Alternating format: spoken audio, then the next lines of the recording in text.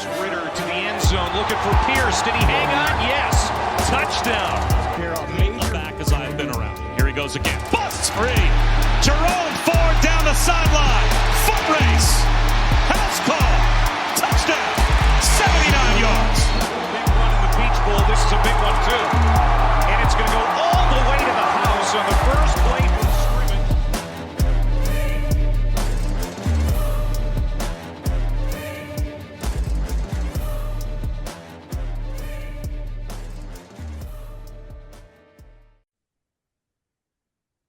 Bearcat Blitz on the Believe Network, taking everybody into Big 12 Tournament Week in 2026.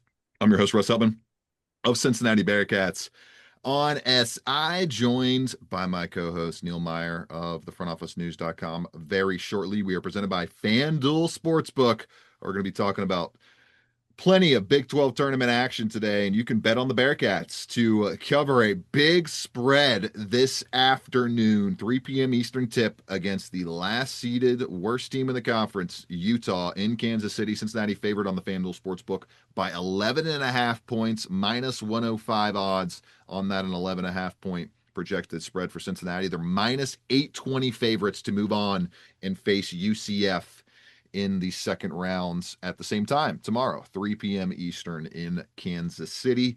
UC tipping off their Big 12 tournament action today against Utah. 11.5-point favorites on the FanDuel Sportsbook with a point total sitting at 137.5 points. Head to FanDuel Sportsbook today and make your wager on Cincinnati and Utah's action this afternoon. We'll preview all that. We'll lay out what the Bearcats have to do to get to the NCAA tournament over the next 4 to 5 days. And then football is back in action on the practice field. They had their first spring football practice of day one. Plenty of new names, including new quarterbacks, basically across the board outside of Samaj Jones for Scott Satterfield and co. All that coming up on Bearcat Blitz, presented by FanDuel Sportsbook after these messages.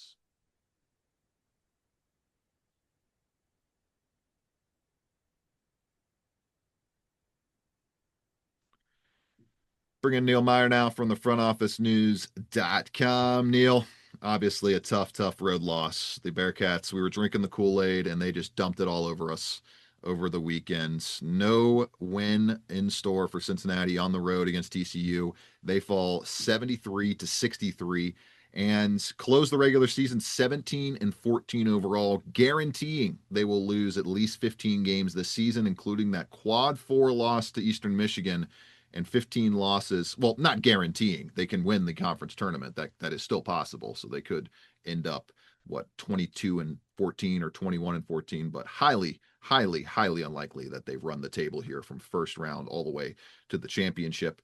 Neil, now 3-11 in quad 1 in what is one of the worst bubbles, arguably the worst bubble of all time. Evan Miyakawa did the numbers and ran the statistics and said, this is the worst bubble in the history of the NCAA tournament. So that's helping the Bearcats and their case to get in, currently holding a 26.8% chance on Bart Torvik to go dancing. But Neil, that loss to TCU was just super damaging. It basically cut their odds in half from 50-50 going into the day to now basically a quarter chance to get in. Yeah, Russ, and it's safe to say that Cincinnati had a failed opportunity on Saturday down in Fort Worth. And I mean, the biggest thing that I can say probably was the difference maker is that Cincinnati knew what was at stake, and maybe the pressure alluded to it, but 20 turnovers in a game that you desperately need to win. When we were saying they were one of the best turnover teams in the entire conference, they go and just poop that performance out, Neil. Unbelievable. They just throw it into the pond. And they won. They dominated the boards like we said they would, and it didn't matter because they got destroyed. And Russ, this felt like a game where, despite 20 turnovers and everything going TCU's way, it felt like Cincinnati was down 30, despite being right there in the game down the stretch in the final 6 to 7 minutes. And then things just don't go their way.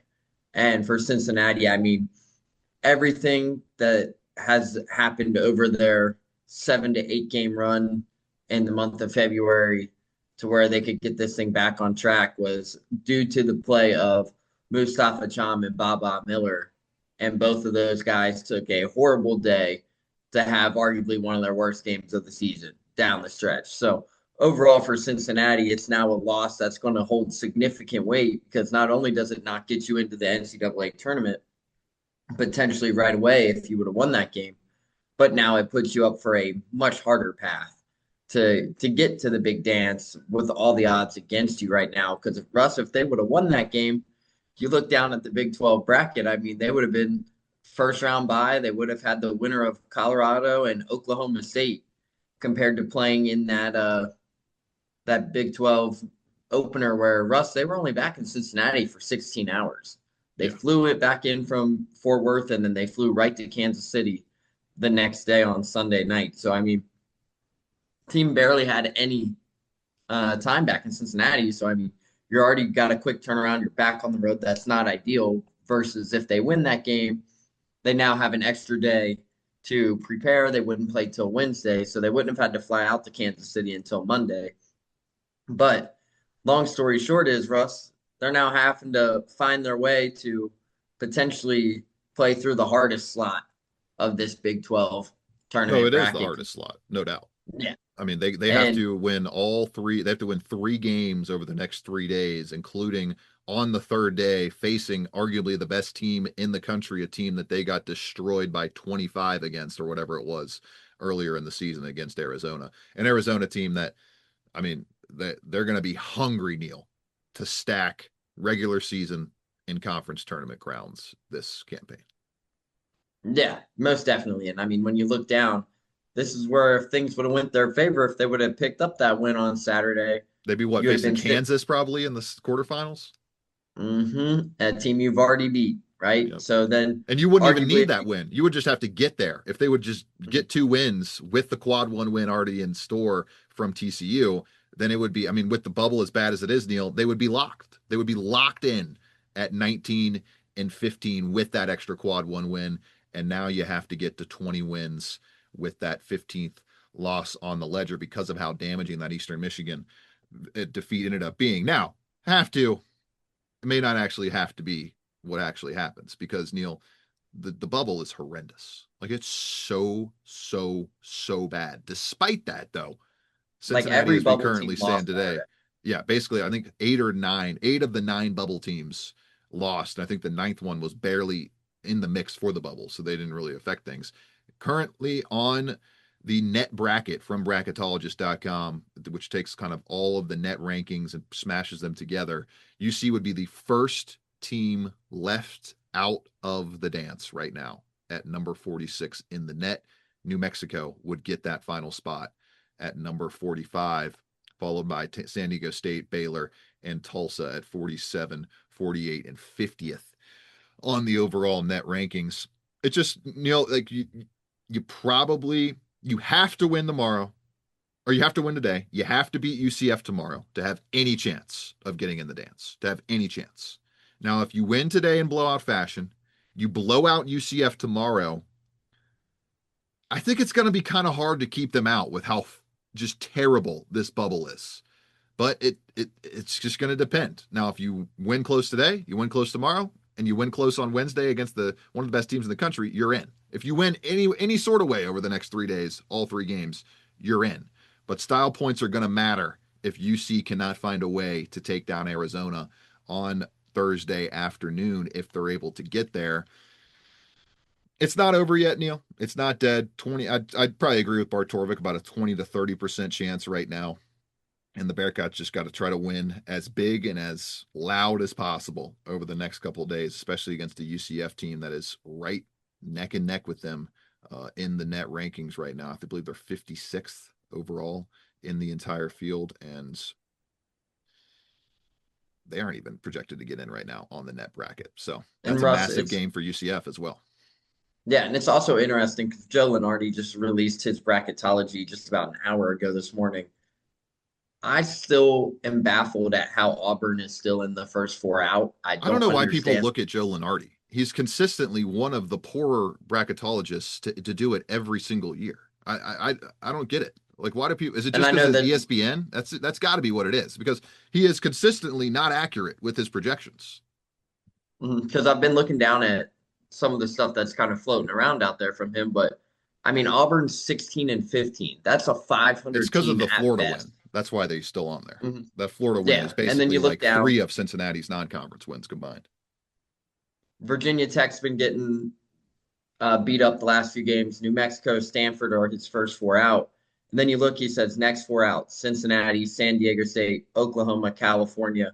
Well, Russ, I mean, the teams in his next category could all get first round losses here at the Big 12 tournament with West Virginia and Arizona. So, I mean, or Arizona State. So, I don't know. Who knows what to expect there, but I don't like that bracketology release because obviously Auburn sitting at 16 and 15 isn't even in consideration to be in the NCAA tournament, in my opinion. But for Cincinnati, I mean, Russ, it's simply I'm there with you. They have to probably find a way to get that. The Not most only do they realistic have to, path is win by 30 today, win by 20 tomorrow, and play Arizona close and pray. That's the most because and it's you just just need to like bring Neil. We can't expect these guys with how thin the rotation already is right now due to all and the these quick turnaround of the injuries. Big 12 tournament. Playing Saturday, having to go play Tuesday, and then your third game in 3 days, fourth game in 6 days is against one of the best teams in the country in Arizona. Like no one can expect Cincinnati to win that game. So you got to just blow the doors off these next two teams. And UCF, it's going to be a lot more difficult than Utah, who we're not even going to get into a Utah preview. Utah is horrendous. UC should have no issue with them. They should cover the spread That and game then at some. Fifth Third earlier in the year was a lot closer than it needed to be, but Right. Cincinnati didn't play their best. But this game should not be close today. Right. If they don't turn the ball over, then there should be zero issue. This is a Utah team that's giving up some of the worst metrics man-to-man offense or man-to-man defense wise in the entire country. So the path is there for the Bearcats, but they're going to need some help. They're going to need some losses, and they're going to have to post big blowout wins over the next 2 days to give themselves the ability to lose the Arizona contest and still find a way to get in.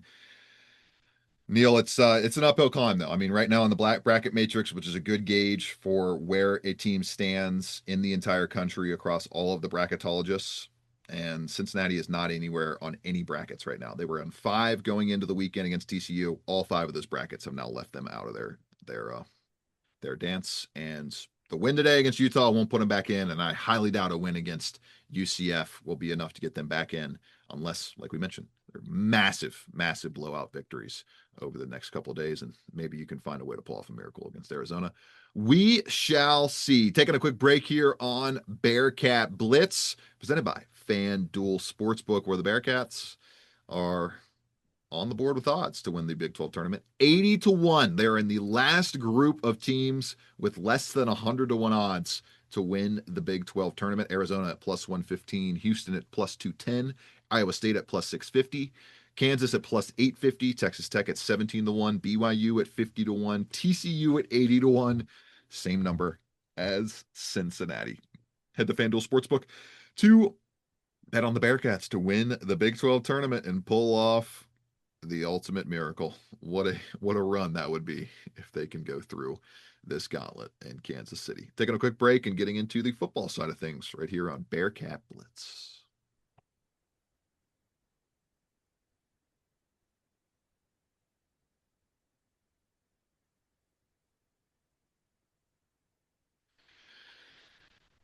Neil Meyer with Front Office News, joining me, Russ Eltman, on Bearcat Blitz. We had the first day of spring practice at the chicly indoor practice facility on Monday afternoon.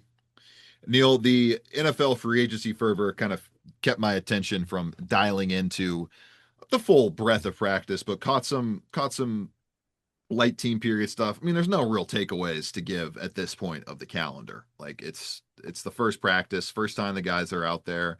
JC French got in some good reps. They got Samaj Jones some good reps here. Also got Liam O'Brien some good reps. So getting the guys into the work and keying in on the offensive line. That's probably where the biggest kind of focus is going to be for me this offseason, Neil. The success of this team is going to flow through its offensive line and trying to keep that level that they reached as Joe Moore Award finalists last year as close to that kind of marker as possible. And when you look at the biggest thing for me is it doesn't sound like Scott Satterfield necessarily wants to have Tayo be their starting center because he's already a great guard. He'd rather find a good center that can pair next to a great guard in Tayo, as opposed to making Tayo a average to good center and pairing him with an average to good guard next to him. So the offensive line hierarchy definitely going through some motions right now and going through the full breadth of what they're going to look like over the next couple months. Yeah, and like you mentioned, unfortunately, I wasn't able to make the first spring practice yesterday due to some other prior obligations. So overall, I mean, that's the biggest takeaway, Russ, is like you mentioned, the offensive line. But I think the biggest takeaway from yesterday, obviously, first day of spring ball, first day of free agency. I think it's a great time that we sit back and we realize How about the how class of special. 2022 for Cincinnati Bearcats Yeah, football? it was a good day if you were one of those guys. I mean, Alec Pierce, I mean, now becoming the highest paid receiver in free agent history. That's pretty cool to see, especially knowing Alec's story, knowing his family real well, and then Kobe getting a 3-year, $40 million deal. And how cool of a storybook ending is Brian Cook. I mean, Mount Healthy guy coming back. Mount Healthy native. He only had one college offer coming out of high school, goes to Howard. He comes back in a reserved role before playing a key role on that 2021 team as a starter in his lone season as a starter in Clifton, becomes a second-round draft pick, goes to 3 Super Bowls, wins 2 of them, and then is now back here in the 513. So it's a full circle moment yesterday. I think the total was $196 million is what got paid out between the 3 of them. So very, very elite day for some Cincinnati football. No doubt. And finally, the Bearcat Bengal connection is returned. I should have looked this up before the show. Is Kevin Huber like the only Bearcat Bengal connection for the past 15 years? They've avoided the Bearcats for like the plague, it seems like, and to lesser avail. They should have Ivan Pace in the building right now. He should be one of their linebackers that they don't have to go replace. And they should have made a deeper push to get him in NFL free agency a couple years ago, but they did not, and they're having to look for more linebackers because of it. But they righted the wrong with Brian Cook, that's for sure, and brought back the Mount Healthy native. I was thrilled to get that news yesterday and write that up for Cincinnati Bengals on SI. Brian Cook can tackle. Geno Stone cannot tackle, but Brian Cook can tackle, and he's going to. And Brian Cook too. People forget like how physical he actually plays. Like he will let you know, and he does play through injury. People forget. I mean, he played his whole senior year banged up and still became a second-round draft pick. So, I mean, Russ, he's the definition of a hard-hitting safety. I think he was, 4th in PFF ratings? Yeah, across 83.5 grade career best season. Across the board. So, overall, it's going to be exciting to see him back home. I know him and his wife just welcomed their second kid, too. So, nice. Very, very cool to see them back home. So perfect time to come back home. Get the family to help you out with babysitting. There you go. So really cool moment to see Brian come back home too. Because Russ, did you get to cover Brian and them? Was that your first year on the That beat? would have been. I wasn't in person covering. I came in like right at the end of the college football playoff. Man, season. Brian is and I'm sure James, you and James will get this opportunity too when you guys cover the Bengals. Brian is such a great dude, man. Such a great, humble guy. I found a clip from 2021 and I threw it up yesterday, and you can just see the great reserved kind of mentality he has, and that shows why he's having the success that he's having right now in the NFL. No expectations, just wants to play ball and see what happens. And look at that. Look at where it's gotten him. So got a good chip on his shoulder for the Bengals, and a great deal if you ask me as well. Yeah, a great deal for both sides. And Brian Cook, we will, I'm sure, talk about his comments to the media when he meets with the local press conference consortium on Thursday. For Neil Meyer, I'm Russ Eltman. This has been Bearcat Blitz on the Believe Network. Congrats to all the Bearcat football players who cashed in on the first day of legal tampering in the NFL. And we're hoping to say congrats to the Cincinnati Bearcats basketball team on a punched ticket to the NCAA tournament. Still a ton of work to do, and they need some help to get there. We'll see how it all plays out over the next few days. Back probably on Friday to get you caught up on the Big 12 tournament action And we'll sure discuss some Brian Cook comments as well as he makes his first sounds as a Cincinnati Bengal. For Neil Meyer, I'm Russ Eltman. This has been Bearcat Blitz on the Believe Network, presented by FanDuel Sportsbook. Have a lovely Tuesday, everybody. 6, Ritter to the end zone, looking for Pierce. Did he hang on? Yes. Touchdown. Back as I've been around. Here he goes again. Busts free. Jerome Ford down the sideline.